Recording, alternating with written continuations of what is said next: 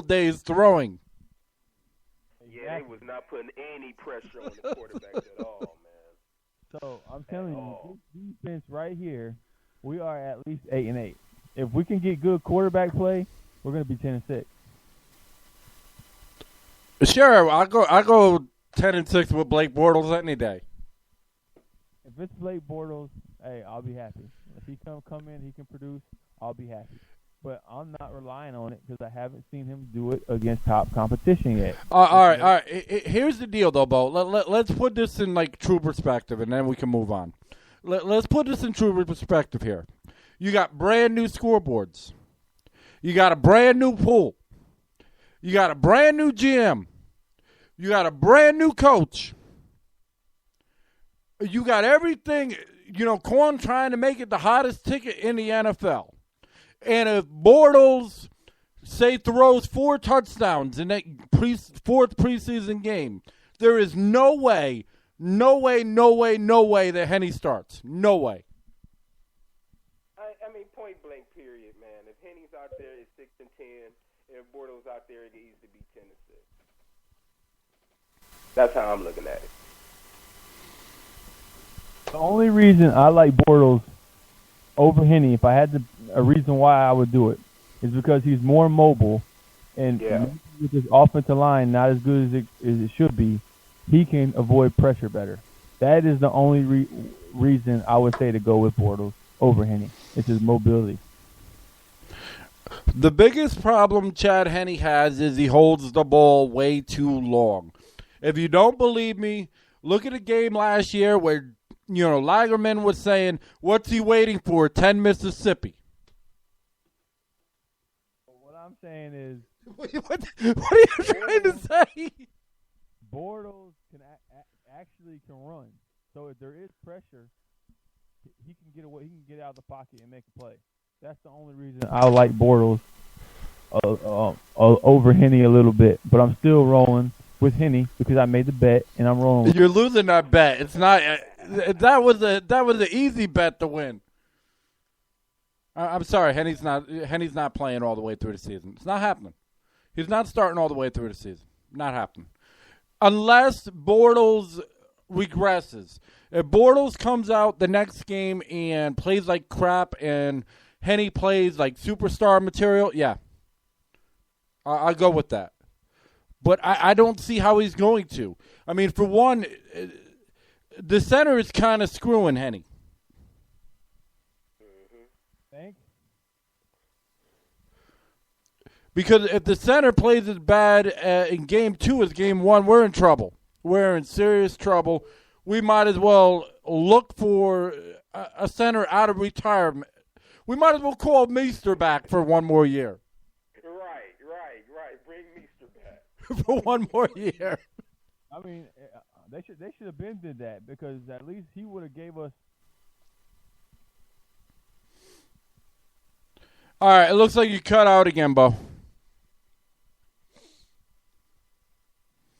Okay, Bo was trying to say something. Am I there? You're here, but you were cutting out for a minute. What I was saying was, Easter is better than both the centers we have now. I mean, that's just how it is. Let me put it in terms that people will understand. The guy that used to come on the Jags forum all the time, had a trial in center.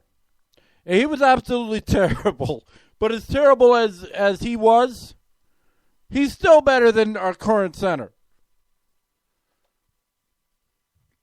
I mean, something's got to give. Somebody's got to step up and play the center position. I mean, that's all there is to it. That's the only piece on this offensive line I think we're missing. Yeah, and the guy I was talking with, I can't think of it. Naui, or I forgot how they pronounce the name. The dude that just left as a free agent. Who? For the Jags? Yeah. He's on my friends list. All right. So anyway, let's move on from here. Okay. What do you look forward to in game number 2? game number 2, I want to see the D-line get on Cutler's ass. I want to see them sack Cutler. I want to see the DBs because they're going to be tested because they got 2 good receivers. I want to see this defense dominate. I want to see the center, Brewster, not snap the ball over his damn head. And I want to see my man Henne make some plays and stop checking down and let's go deep sometimes. And I want to see the White Rhino run the ball. That's what I want to see. Well, yeah, the backdoor that, man, yeah, definitely. I want to see the defense do exactly what they did in game 1. You know, come on, man, Brewster, man, you got to come through, man, in game 2, dude. You can't be doing that, man. Brewster has to have a better game, man. And going back to Brewster, I mean, it doesn't matter what Henne does. It doesn't matter what Bortles does. If Brewster's out there doing that, man, nothing even matters, man. They got to do something about that center position, man. He has to come out in game 2 and have a better game. Yeah, that defense, though, man. I just want to keep seeing them progress the way they do. Man, you know the defense having a good day, man, when you got Alawalu forcing fumbles, man. Those guys were hype, man. I want to see them. I just want to see them keep doing that, like you said, man. Just smother Cutler. You know, just put the pressure on Cutler, man. And, yeah, man, that's about it, man. That's my main concern, man, is Brewster, and I want to see this defense keep doing what they're doing, man, like they did in game 1. All right, so I don't sound like too much of an idiot. What I was talking about before was they did a trial with Neri, you know, playing center, and he was absolute garbage because he's not a center. But Brewster's even worse. But yeah, Brewster has to improve. I don't know. We need to see how the guards hold up. That's you know, that's a major thing here. And if Henne holds the ball too long, and the guards can't do their job, because I mean, you got one that's a rookie, and whatnot. There could be some major problems. We could have some problems with Chicago. But I'm not even thinking about Henne anymore, man. I want to see Bortles, man. I want to see what he does against Chicago, man. I want to keep seeing Bortles progress because, I mean, we obviously know it's going to be his team. You know, it's probably rather sooner than later. You know, I just want to see Bortles out there, man. I'm not completely sold on Henne, man. Oh, okay. I got a question for you, Bo. I got to do this to you. You're my boy and everything, but I got to do this to you. If Johnny Football was out there right now and he was overpressing, and he was overpressing Henne right now, would you still say start Henne? Hell no. I wanted Johnny Football to be a Jaguar. I wanted Johnny Jaguar to be here. I know that. That's why I mentioned that, because you're like, well, keep Henne here and not Bortles. I'm like, yeah, but if Johnny Football was there, you'd be like, no, put Johnny Football in.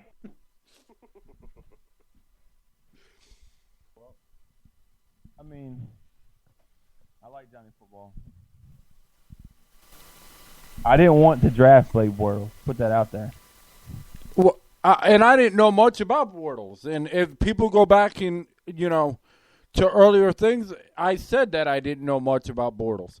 But what I'm seeing from Bortles, I'm impressed.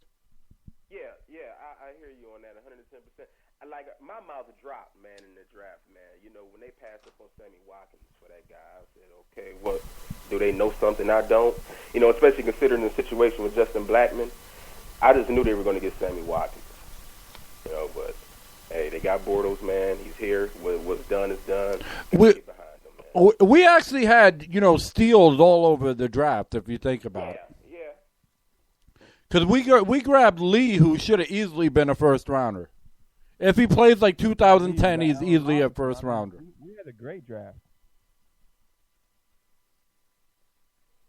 Hello? Yeah, so is Lee and Robinson going to play game 2? Well, Lee is. I don't think Robinson. I think Robinson and Shorts are going to be out. I think it's going to be Lee and Herne starting again. Okay, so Lee was in game 1 then. Yeah, he was in game 1. He got. Yeah, he was in game 1, and I don't think Gus Bradley was like. I don't think he liked what he saw from him either. Did you hear the criticism Gus Bradley gave that dude? Yeah, he did, but then he took it back because he said that Marquise Lee said that he didn't know what to do on that play, and that's why it was like that. So Bradley said he made a mistake and he probably shouldn't have came out publicly. Oh, okay, yeah, because he was getting on him, man, talking about the old lackadaisical route running and all this other stuff. I'm like, man. But then again, maybe that will motivate Marquise Lee to go harder. I mean, but will Henne see him?